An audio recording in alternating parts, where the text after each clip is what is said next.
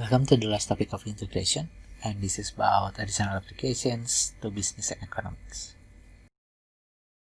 The first topic is future value and present value of an income flow.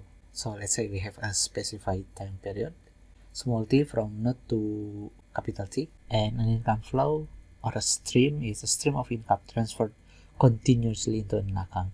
The keyword here is continuously. And the next one is future value of the income stream.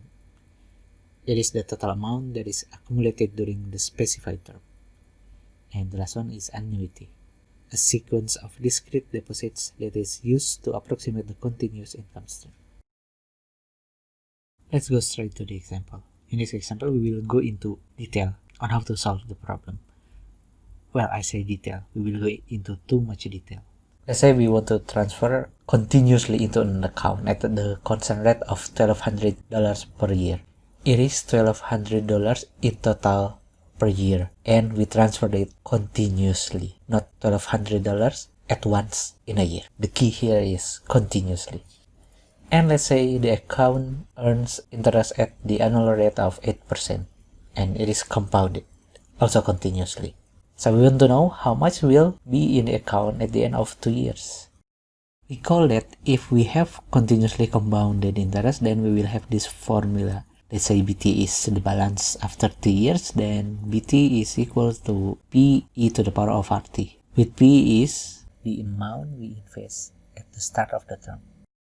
So first, if we have P dollars invested at 8% compounded continuously, then it will be worth PE to the power of 0.08 T dollars 2 years later.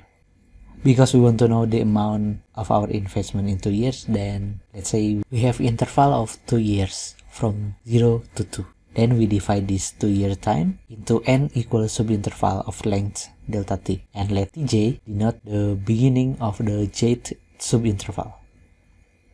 During this subinterval, we will have that the money deposited is equals to dollars per year times number of years, which is 1200 times delta t.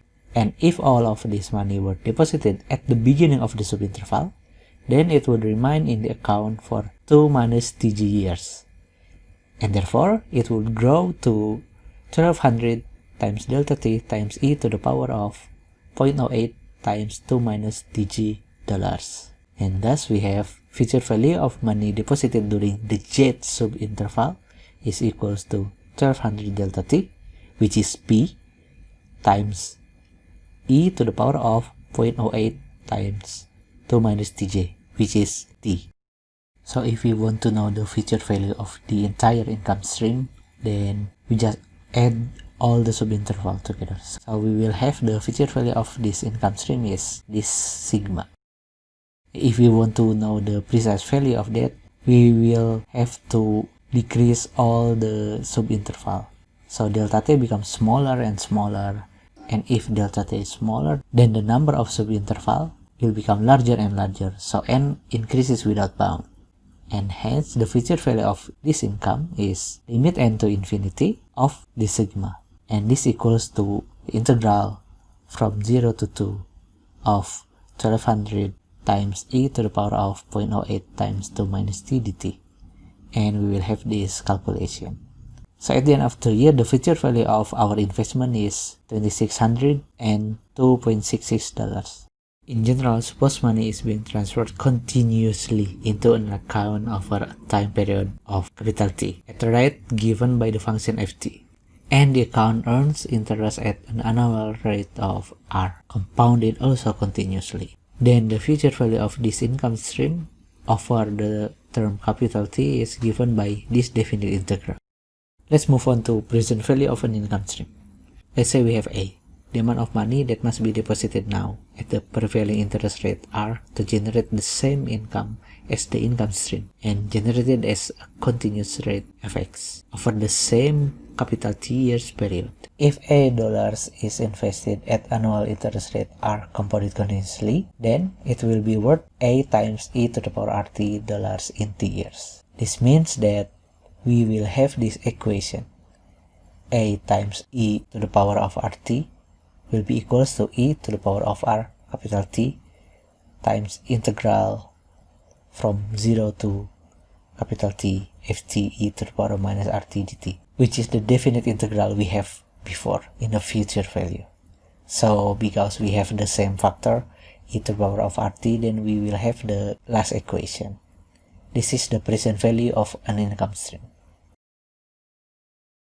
In the next 2 slides, you will find 2 problems for your exercise, so feel free to pause this video.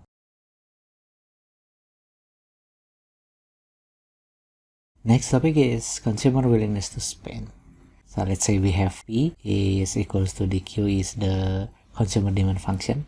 This function gives the price P that must be charged for each unit of the commodity if Q units are to be sold or demanded.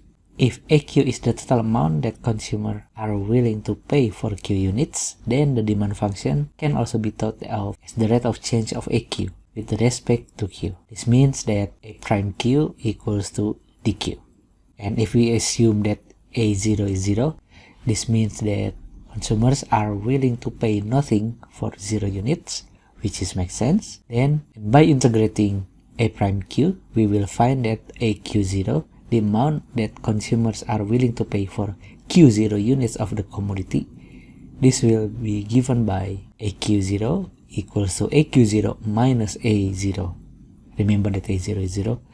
And this is equals to integral from 0 to Q0 dA dQ dQ. And dA dQ, remember, it is dQ, capital DQ, the demand.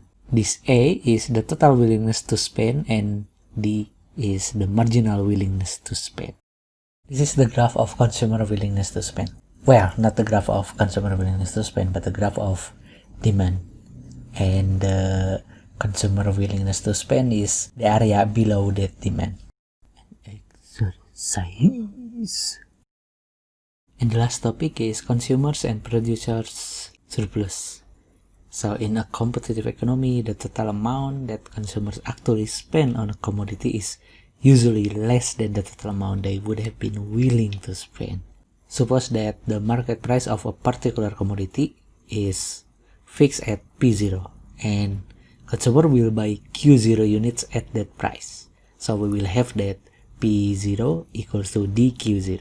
DQ is the demand function as usual. The difference between the consumer's willingness to pay for Q0 units and the amount they actually pay, P0 Q0, is called consumer surplus. So we have that consumer surplus equals to total amount consumers would be willing to spend minus the actual consumer expenditure. If we take a look at the graph of demand, DQ, then we will have the total willingness to spend is the one on the left, like we saw before, and no, I mean left. The one on the left. Yeah. How do I say it right? Okay, the one on the left is the total willingness to spend, the one in the middle is the actual expenditure, and the one on the right is the consumer surplus. So we have the consumer surplus, or CS, equals to integral from 0 to Q0, dQ, dQ, you know the difference between the first dQ and the second dQ, minus P0, Q0.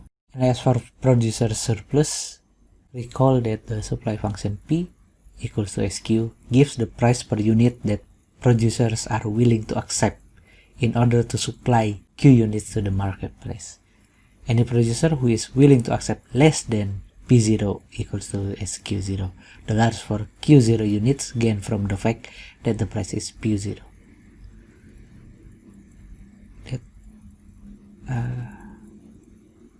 It doesn't feel finished. Okay then. Then producer surplus is the difference between what producer would be willing to accept for supplying Q0 units and the price they actually receive.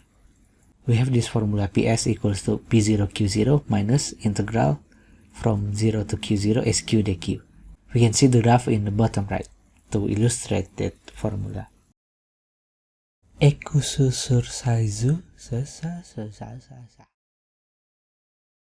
We do beg your pardon, but we are in your garden.